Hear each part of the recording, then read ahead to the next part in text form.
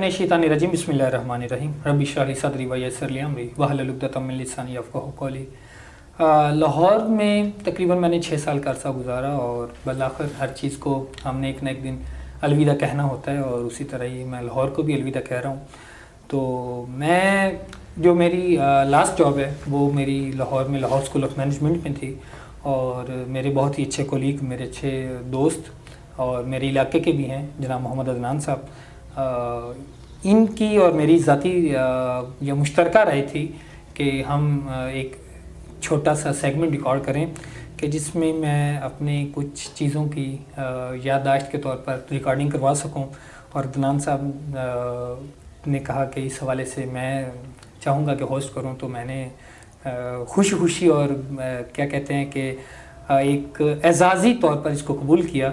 और जी अदनान साहब आगाज़ करें, मैं चाहूँगा कि आप बिस्मिल्लाह करें। अच्छा सर, आपने माशाल्लाह लाहौर में 6 से 7 साल गुजारे और मैं आपसे ये पूछना चाहूँगा कि लाहौर कब आए और बेसिकली लाहौर आने का मकसद क्या था आपका? अच्छा अदनान साहब, ये जो सवाल है ना मेरे लाहौर आने की वजह, ये मेरी वापडा में जॉब थी। मैंने वापडा में अप्लाई किया था, तो खुशकिस्मती या जो मर्ज़ी आप समझ लें कि मेरी लाहौर में जॉब हो गई। और फिर मैं इस सिलसिले में 2017 में यहाँ पर शिफ्ट हो गया, ठीक है। और उसके बाद फिर यूनिवर्सिटी में एडमिशन ले लिया 6 माह के वक्फे के साथ, क्योंकि पहले 6 महीने मैंने समझे कि वो बतौर एक ट्रेनिंग के गुजारे जाएँ कि आपने लाहौर में रहकर सर्वाइव किस तरह करना है, क्योंकि ये एक नहायत अहम पॉइंट था जो कि मैंने अपने दूसरे रहने वाले सीनियर्स दोस्तों और अपने रिश्तेदारों से सीखा था। तो उसके बाद मैंने यूनिवर्सिटी में दाखिला ले लिया और फिर ज़िंदगी शुरू हो गई।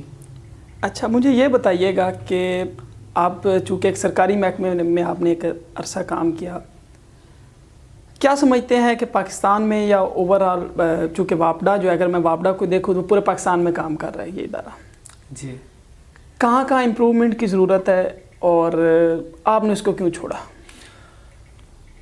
देखिए अदनान साहब, छोड़ने की 2 वजूहत हैं। सबसे पहले आपके आखिरी सवाल का जवाब पहले देना चाहूँगा। छोड़ने की 2 वजूहत हैं। पहली वजह तो ये है कि मेरी ज़ाती मसरूफियात और मेरा ज़ाती एम या मेरा ज़ाती मिशन कि जिसको मैं आगे लेकर बढ़ना चाहता हूँ अपने अमली मैदान में, इसलिए मैंने जर्नलिज़म में भी एडमिशन भी लिया। और लास्ट सेमेस्टर में मेरी चूँकि थीसिस चल रहा था, तो मैंने अपने थीसिस या अपनी रिसर्च स्किल्स को सीखने को तरजीह दी वापडा की नौकरी पर। बहुत सारे लोगों ने, दोस्तों ने मुझे मशवरा दिया कि ऐसा कदम ना उठाओ, लेकिन मुझे घर वालों ने मुकम्मल ताकत दी कि जो तुम डिसीजन लेना चाहते हो तुम्हें मुकम्मल इख्तियार है कि तुम डिसीजन लो, हमारी तरफ से किसी किस्म का प्रेशर नहीं होगा कि तुमने गवर्नमेंट जॉब छोड़ दी। इसमें अब दूसरी जो वजह थी मेरी डीमोटिवेट होने की वापडा की जॉब से, क्योंकि मैं जिसको अपना स्किलफुल नहीं समझ रहा था। गवर्नमेंट सेक्टर में रहकर ना जंग आलूद हो जाता है शख्स, इस चीज़ का शायद आप इकरार करें। मैं हमतन सीखने का आदी था और हमतन सीखने की जुस्तजू करता था, लेकिन दरमियान में मसला है कि वो एक ना टकराव था कि आप सीखने के दरमियान में और आपकी प्रैक्टिकल लाइफ के दरमियान एक बॉर्डर था कि जिस बैरियर को आप कभी भी अबूर नहीं कर सकते थे। एक वजह ये। तीसरी वजह ये थी कि जो निज़ाम था ना, उसमें वो जो मजबूरी के तौर पर या जिस तरह मर्जी समझे, जो एक अवाम उन्नास से रिश्वत के तौर पर या सर्विस चार्जेस के तौर पर पैसा लिया जाता था ना, वो काबिल कबूल नहीं था। वो हमेशा मुझे टॉर्च करता था, ख़ुसूसी तौर पर उस वक्त जब मैं इबादत में मशगूल होता था। यानी कि एक वक्त ये ख्याल आता था, एक तरफ तो मैं खुदा को छुप रहा हूँ और दूसरी तरफ मैं एक ऐसे फेल को अंजाम दे रहा हूँ कि जो खुदा के बंदों के साथ सरासर ज़्यादती है। तो ज़मीर मुतमईन नहीं हो पाता था, हत्ता कि मैं डिप्रेस इतना इस कदर तक हो चुका था कि मैं लेबर क्लास से छोटी छोटी बातों पर ना झगड़ना शुरू हो गया था। तो ये वजूहात थी कि मैंने, ये 3 वजूहात मेन थी कि जिनकी बुनियाद पर मैंने जॉब छोड़ी। और जहाँ पर आप बात करेंगे गवर्नमेंट सेक्टर में बेहतरी की, देखें ज़िंदगी का हर शोबा कभी परफेक्ट नहीं हो सकता। आपको परफेक्शन नहीं लाई जा सकती, आप कभी परफेक्शन नहीं ला सकते, बल्कि आपको इम्प्रूवमेंट, आपको इर्तिका की ज़रूरत होती है। आप कदम ब कदम, स्टेप बाय स्टेप आप ना ऊपर चढ़े होते हैं। तो इसमें देखें मेरे ख्याल में किस जगह पर हम तब्दीली ला सकते हैं, वो सबसे पहला जो मरहला है ना, वो लेबर क्लास की ज़हनी तौर पर तरबियत करना है कि you can survive with your salary. جس سے ان کا ایمان اٹھ چکا ہے. اور جب ہم لیبر کلاس میں یہ شعور پیدا کر لیں گے نا اور ان کے اندر ایک طاقت پیدا کر دیں گے کہ وہ غلط کو غلط کہہ سکیں, تو یقین جانیں جو افسران بالا ہیں نا, یہ منہ بند کرنے پر یا اپنی جو ان کی جیبیں یا ان کی وہ عمر و یار کی زنبیل کھلی ہوئی ہے جس میں جتنا پیسہ ڈالیں گے آ جائے گا, اس کے دروازے بند ہو جائیں گے.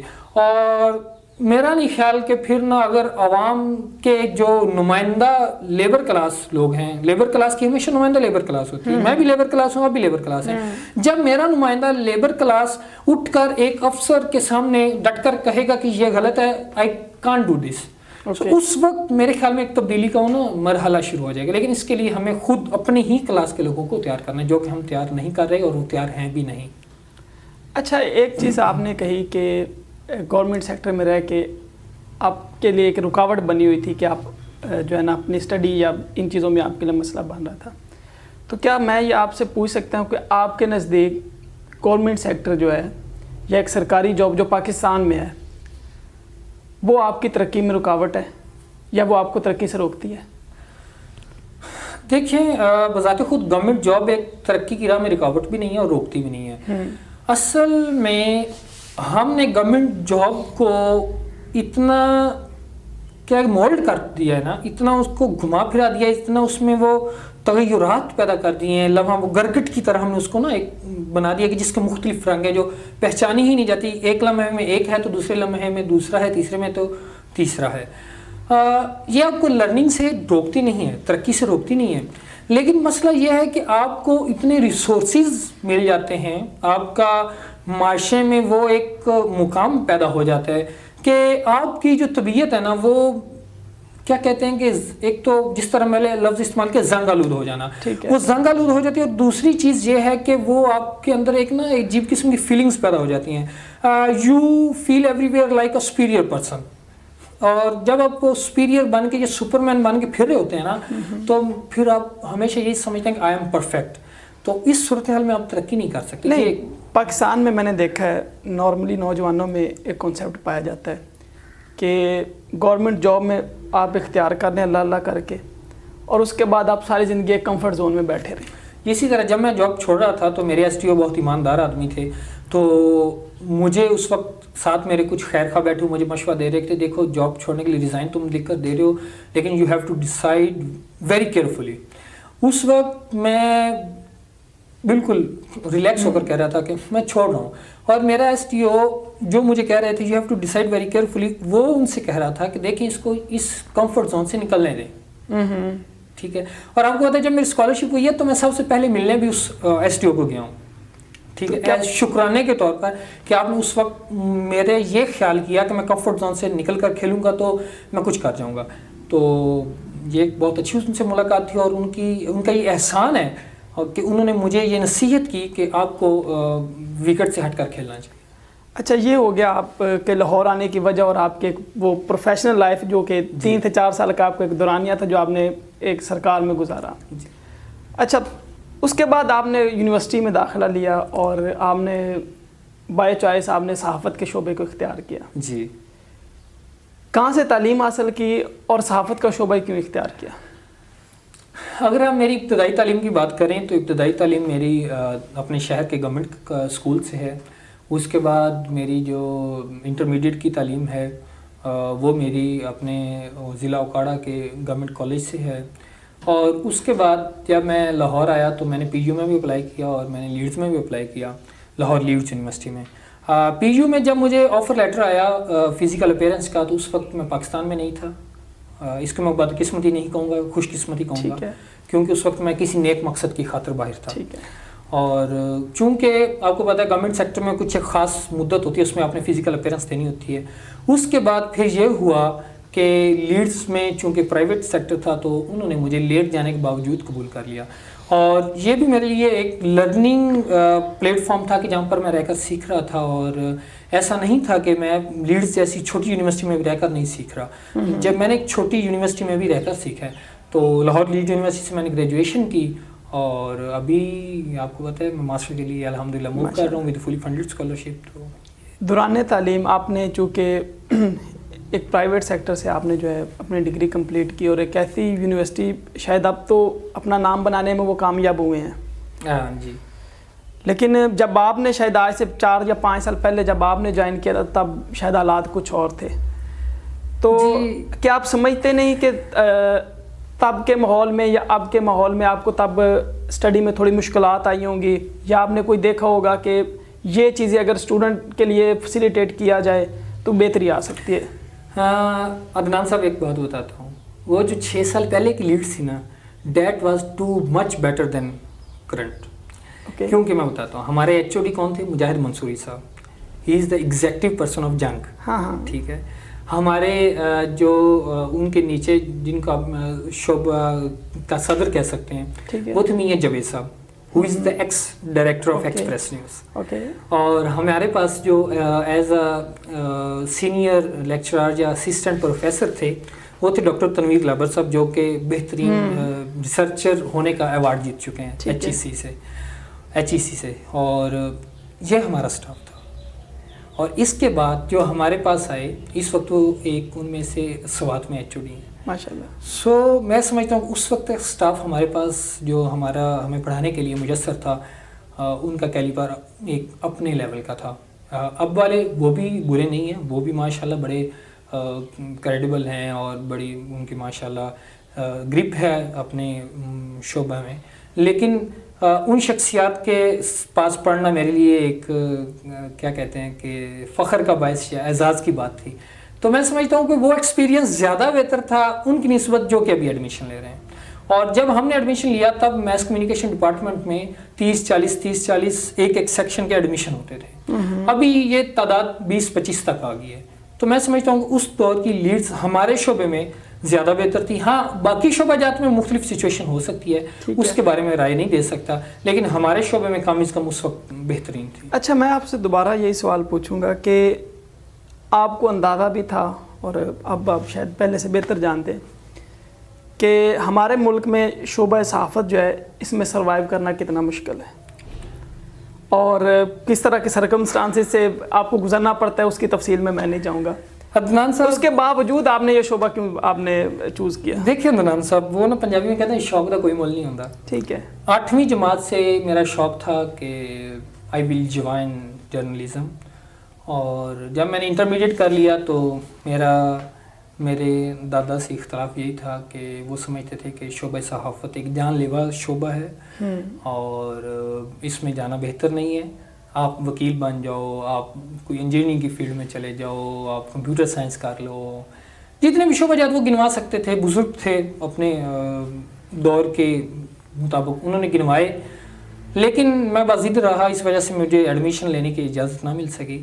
تو یہ ایک وہ جنون تھا کہ جب میرے پاس ریسورسز پیدا ہوئے اپنی فیسیں خود بھرنے کے, تو میں نے پہلے ہی, کیونکہ گھر والوں کی طرف سے مجھے کوئی اس طرح کا نہیں تھا کہ میں گھر پیسے بھیجوں یا نہ بھیجوں, میں بلکہ گھر سے لیتا تھا اور گھر والے مجھے ابھی تک بھی دیتے ہیں, حالانکہ میں ابھی جاب ہے.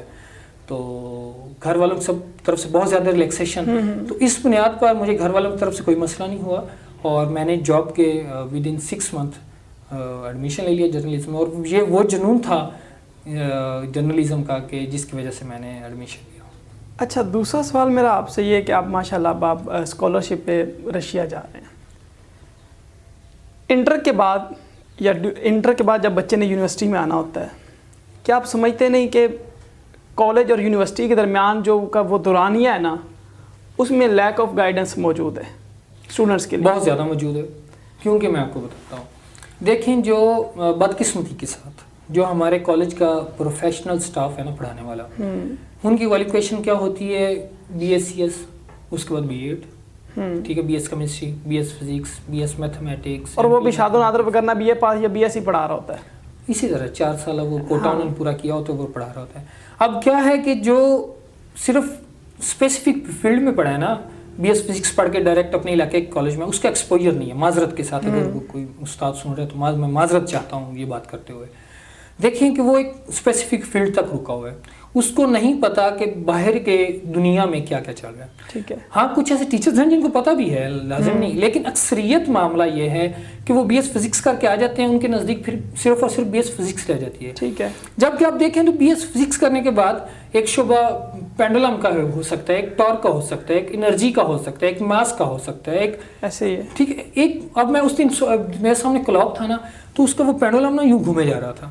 تو میرے پاس فزکس کے نا ایک ٹیچر بیٹھے تھے, جی سی یو سے بھی وہ نا کیا انہوں نے, آگے ایم فل بھی کر رہے ہیں, اور ان کا نا کسی ان کا ریسرچ ٹاپک بھی چلا. میں نے کہا اچھا یہ پینڈولم آٹومیٹک چل تو رہا ہے, اب یہ چل رہا ہے, اس پر ہم انرجی بھی نہیں لگا رہے, اس کی کوئی ایسی نیچرل انرجی ہے جو اس کو حرکت دے رہی ہے, ہم اس حرکت سے بجلی کیوں نہیں پیدا کرتے؟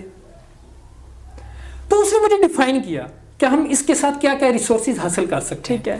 تو میرے خیال میں دیکھیں نا ایک پوائنٹ نکلا نا, تو یہ جو بی ایس فزکس کرنے کے بعد ٹیچنگ میں آ جاتے ہیں, وہ ان تھیوریز, ان آئیڈیالوجیز, ان آئیڈیاز پر نا کام کرنے سے قاصر رہتے ہیں.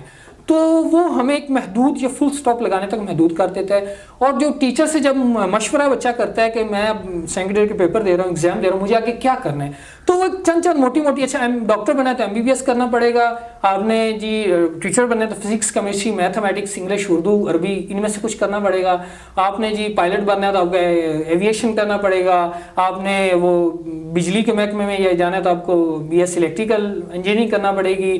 آپ نے اس عمارتیں بنانی ہے, سول انجینئرنگ کرنا پڑے گی. جبکہ یہ بھول جاتے ہیں ایک ڈاکٹر بنا ہے, آپ یواس سے آپ وہ کیا کر سکتے ہیں, وہ جو ہوتا ہے ویٹرنری کا, جانوروں کے ڈاکٹر بن سکتے ہیں. آپ ڈی ٹی این ایس کر کے نیوٹریشنسٹ بن سکتے ہیں, آپ ایکس رے ایکسپرٹ بن سکتے ہیں, آپ الٹرا ساؤنڈ ایکسپرٹ بن سکتے ہیں, آپ لیبارٹری کے ایکسپرٹ بن سکتے ہیں. یعنی کہ ڈاکٹرز بننے کی اتنی زیادہ فیلڈز ہیں, لیکن وہ اسپیسیفک مائنڈ سیٹ پہ صرف ایم بی بی ایس والا ہی ڈاکٹر بنے گا. تو میرے خیال میں ان باؤنڈریز کو توڑ کر ہمیں وہ پوری دنیا دیکھنی ہوگی کہ جہاں پر ہماری ایگزسٹنس ہو سکتی ہے, جہاں پر ایگزسٹ کر کے ہم اپنے وجود کی نا ایگزسٹنس کی گارنٹی دے سکتے ہیں. ورنہ اس ماحول میں ہم اپنی ایگزسٹنس کی نا, اپنے وجود کی ایگزسٹنس کی نا گارنٹی نہیں دے سکتے. آپ نے ڈیورنگ ڈگری جو ہے گورنمنٹ جاب چھوڑی, اس کے بعد جاب چھوڑنے کے بعد کیا کیا مشکلات آئی؟ عدنان صاحب, مشکلات نہیں تھیں, کچھ تبدیلیاں تھیں. پہلے میں جہاں پر دوستوں کے ساتھ جا کر فوڈ سٹریٹ میں بلا جھجک کے پیسے لگیں گے یا نہیں لگیں گے, کون بل دے گا, یہ خوف نہیں ہوتا تھا. بس جس کا دل کیا اس نے بل دے دیا, میرا دل کیا میں نے دے دیا, اس کا دل کسی اور کا دل کیا تو کسی اور نے دے دیا. یہ سلسلہ رک گیا. ٹھیک ہے. اس کے بعد پہلے جب ہم جاتے تھے بغیر کسی سوچ سمجھے کے چلے جاتے, بس چپ کر کے دل کیا اٹھ کر چلے گئے. مووی دیکھنی ہے سینما چلے گئے, ٹھیک ہے, شاپنگ کرنی ہے کسی مال میں چلے گئے, کچھ کپڑے خریدنے کو دل کر رہا ہے تو ادھر چلے گئے. یعنی کہ جو کچھ کرنے کو جی اس بغیر سوچے سمجھے چلے جاتے تھے. لیکن پھر نہ کچھ باؤنڈریز آ گئیں. پھر ایک بجٹ الوکیٹ تھا کہ آپ نے گھر سے بجٹ لینا ہے, اور گھر سے ڈیفینیٹلی کہ مانگنا دینا مل رہے ہیں, یہ ان کی مہربانی اور ان کا احسان ہے. لیکن آپ لے رہے ہیں, ایک بری بات ہے کہ اب جوان بھی ہیں, کمانے والے بھی ہیں, آپ کے اندر سکلز بھی ہیں کمانے کے, لیکن سٹل آپ لے رہے ہیں, تو یہ تھوڑی سی انیتھیکل چیز ہو جاتی ہے. تو یہ ایک معاملہ تھا جو میں سوچتا تھا اکثر. اور اس کے علاوہ کوئی خاص تبدیلیاں نہیں تھیں. اسی طرح ہاسٹل میں رہتے تھے, وہ گپ شپ کرنی اور سارے معاملات کرنے. اور میری ہمیشہ ایک خوش قسمتی رہی ہے کہ مجھے یونیورسٹی مطلب کہ کوئی میں نے 6 ماہ پہلے ویسے گزارے ہوں گے, اس کے بعد میں نے ایک فیملی کو جوائن کیا. کھانے کا میرا مسئلہ حل ہو گیا. ٹھیک ہے, میں ادھر ایز اے پیئنگ گیسٹ کے طور پر. اور پھر میں یونیورسٹی کے جب میں نے جاب چھوڑی تو پھر مجھے ایک ہاسٹل میں شفٹ ہونا پڑا. تو پھر بھی اس وقت میں کھانا جس گھر میں رہ رہا تھا, وہ جو مالکان تھے گھر کے, ان سے ہی وہ ہمارا طے تھا کہ ہم آپ کو پر ڈے اتنا کھانے کا چارج پے کریں گے. تو یہ چیزیں تھیں. تو اس حوالے سے مجھے وہ کوئی زیادہ مشکلات پیش نہیں آئیں. ٹھیک ہے, بہت آسان تھا اور سموتھ تھی ہر چیز. اچھا, گورنمنٹ جاب چھوڑنے کے بعد آپ نے اپنی ڈگری کمپلیٹ کی, پھر اس کے بعد آپ ایک پرائیویٹ سیکٹر میں آئے. جی ٹھیک ہے, اور اللہ نے آپ کو ایک یونیورسٹی کے اندر کام کرنے کا موقع دیا, جو کہ شاید میں کہتا ہوں بہت کم لوگوں کو ملتا ہے. اور ایجوکیشن سیکٹر میں میرے نزدیک جاب کرنے کا آپ کو سب سے بڑا فائدہ یہ ہوتا ہے کہ آپ کبھی ڈی موٹیویٹ نہیں ہوتے. اسی طرح تو مجھے یہ بتائیے گا، اور آپ کو یہ بھی آپ کے اوپر میں کہتا ہوں شاید اللہ کی خاص کرم نوازی تھی اور اس کی خاص رحمت تھی کہ آپ کو ایک ایسے بندے کے ساتھ کام کرنے کا موقع ملا کہ جو ایک بہت ویژنری آدمی ہے. اسی طرح اور نو ڈاؤٹ اس بندے کی پاکستان کے لیے بڑی کوشش اور کاوش ہے. بالکل، ڈاکٹر علی ساجد صاحب نام بھی. تو میں آپ سے یہ پوچھوں گا کہ ڈاکٹر صاحب کے ساتھ آنے کے بعد جب آپ نے یہاں پہ جاب سٹارٹ کی ڈاکٹر صاحب کے پاس لاہور اسکول آف مینجمنٹ میں، تو آپ نے ڈیفینیٹلی میں کہتا ہوں کہ 200% آپ نے لازمی تبدیلیاں دیکھی ہوں گی گورنمنٹ سیکٹر پہ اور ایک پرائیویٹ سیکٹر میں. انٹیل کے ڈاکٹر صاحب نے گورنمنٹ سیکٹر کو بھی ایک لمبا عرصہ جو ہے نا اپنی خدمات دی. بالکل. تو آپ نے کیا تبدیلیاں دیکھی ہے گورنمنٹ سیکٹر سے پرائیویٹ سیکٹر میں؟ دیکھیں جو گورنمنٹ سیکٹر ہے نا اس میں ہر چیز نا رفلی اور وربلی ہو رہی ہوتی ہے. بس باس کا فون آ گیا، افسر صاحب کا فون آ گیا، ایس ٹی او صاحب نے کہتا ہے، صاحب نے کہتا ہے، ایل ایس صاحب نے کہتا ہے، میاں صاحب نے کہتا ہے، یہ سلسلے ہوتے ہیں. ٹھیک ہے. پرائیویٹ سیکٹر میں یہ نہیں ہے. یہاں پر آپ نے اگر آپ کی فرض کیا کوئی 10 روپے کی بھی کوئی چیز کی اپروول ہے نا وہ بھی آپ کو ریٹرن میں ملے گی. آپ نے ایک بچے کا 50 روپے تک کا فائن معاف کرنا ہے نا دین آپ کو وہ ریٹرن جانا پڑے گا. ہر چیز ایک نا اسٹرکچر کے تحت ہے. پہلی چیز یہ ہے کہ ہر چیز اسٹرکچر کے تحت ہے، بغیر آپ رفلی کچھ بھی کام نہیں کر سکتے، وربلی کچھ بھی نہیں کر سکتے. دوسری چیز یہ ہے کہ یہاں پر آپ کو نئے ٹاسک ملتے ہیں نا وہ آپ کو لرننگ میں بہت زیادہ مدد کرتے ہیں. ٹھیک ہے. دیکھیں جب میں یہاں پر آیا تو میرے جو مائکروسافٹ آفس کے سکلز تھے مجھ میں تھے، لیکن اس قدر نہیں تھے جس قدر اب میں مجھے کوئی بھی ٹاسک دیا جاتا ہے مائکروسافٹ آفس کے حوالے سے تو دیر تو لگ سکتی ہے اس پہ، لیکن یہ نہیں ہو سکتا کفایت کہہ دے کہ نہیں یہ ہو نہیں سکتا. کفایت کو پتہ ہے یہاں سے یہ کمانڈ دینی ہے تو یہ ہوگا، لیکن اب اس کمانڈ کو کس سینس میں دینا ہے اس میں بعض اوقات آگے پیچھے ہو جاتا ہے، کچھ نہ کوئی فارمیٹ میں کمی بیشی رہ جاتی ہے. تو یہ چیزیں ہیں، لیکن ایسا نہیں ہے کہ میں. اور تیسری چیز کہ میری ڈاکومنٹیشن وہاں پر تھے، وہاں پر اس کو ڈاکومنٹیشن کا پرفارما بنایا ہے، اس کو فل کیا، چلو جی چل ہر چیز ہو رہی ہے، کوئی اسپیسیفک فارمیٹ میں نہیں ہوتا تھا. تو یہاں پر ہر ایک اسپیسیفک فارمیٹ کے ساتھ ریٹرن میں آپ نے کرنا ہوتا ہے. حتیٰ کہ اگر آپ نے وہ کسی کو 10 روپے کے کھانے کے لیے بھی دینے ہیں تو وہ آپ کو ای میل کرنا پڑے گی ایک ریٹرن میں. تو آپ کی وہ ڈاکومنٹیشن کے جو سکلز ہیں وہ ڈیفینیٹلی آپ کے اوپر جاتے ہیں.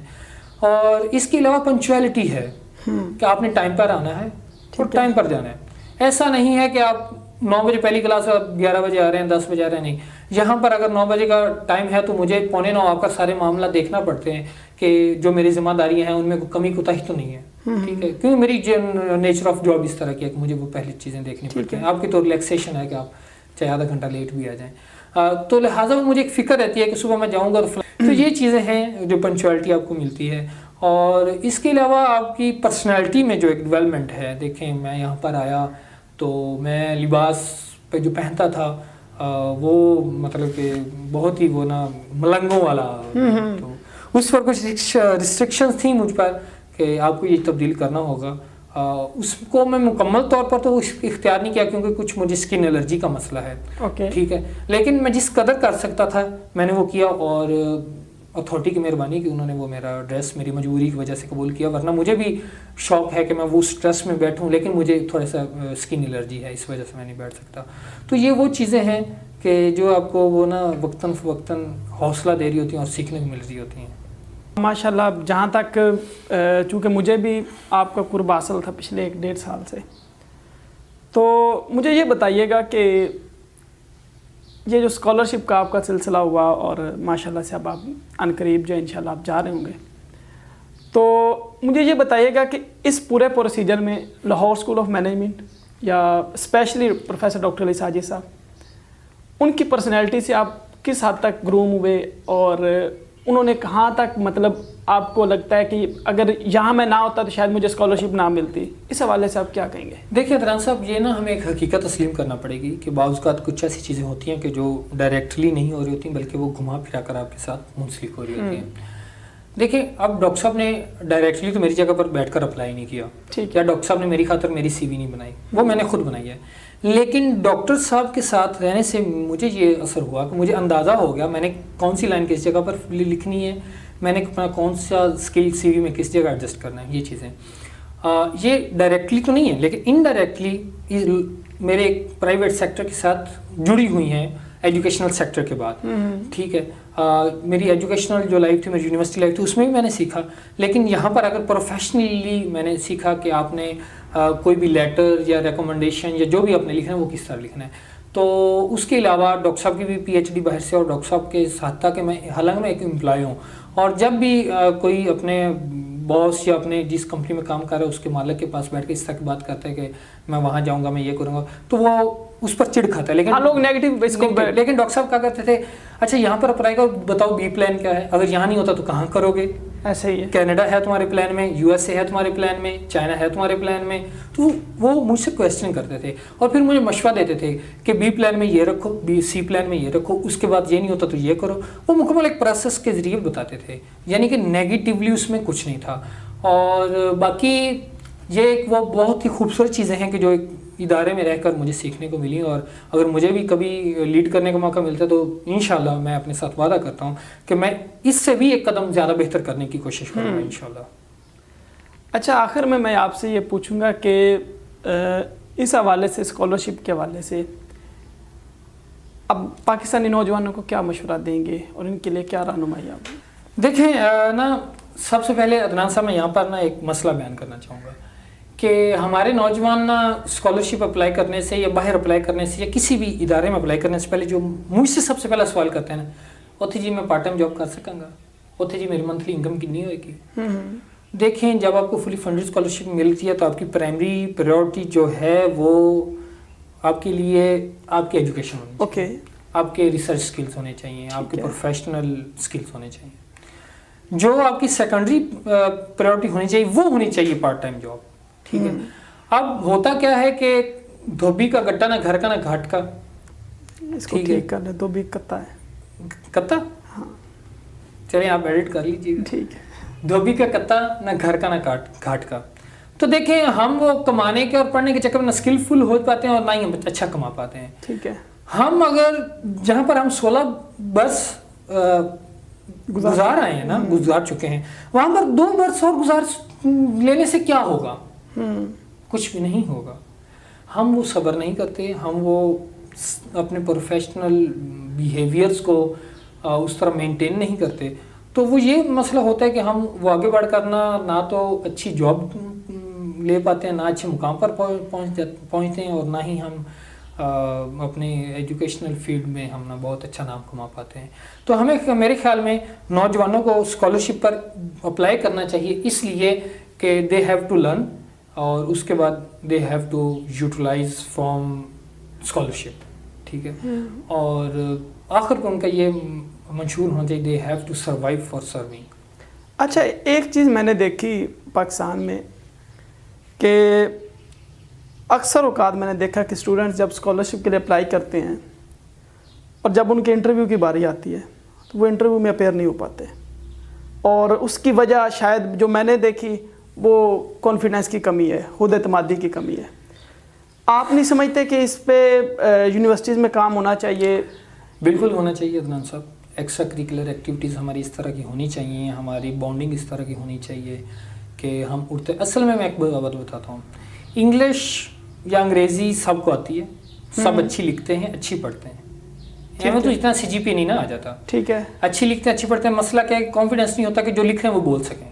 اوکے، صرف وہ ایک اعتماد اپنے اندر پیدا کر لینا کہ جو ہم نے لکھا وہ ہم بول سکتے ہیں، تو کچھ مشکل نہیں ہے. اور یہ بس فقدان ہے اس چیز کا، اور یہ ہمیں ختم کرنا ہوگا. چلیں جی، تھینک یو سو مچ کفایت صاحب، ہم بہت مشکور ہیں آپ کے، اور آپ کے مستقبل کے لیے ہم دعا گوئیں کہ اللہ تعالیٰ آپ کو مزید ترقی دے. خدا آپ کی کے لیے بہت ساری آسانیاں اور بہت سارے روشن. بہت شکریہ سر، بہت شکریہ، بہت شکریہ. Thank you.